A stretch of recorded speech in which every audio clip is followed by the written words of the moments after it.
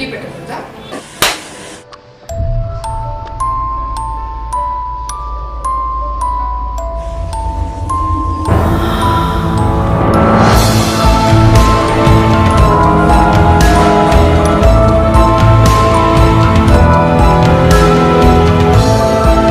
మంచి పని చేశారు నాన్న. మంచి పనే కాదు. నీకు తెలుసా అమ్మా, నువ్వు జాబ్ చేస్తే నువ్వు ఎక్కడైనా మాట వినుకో అని నేను ఇంటికి పరిమితం చేశాను.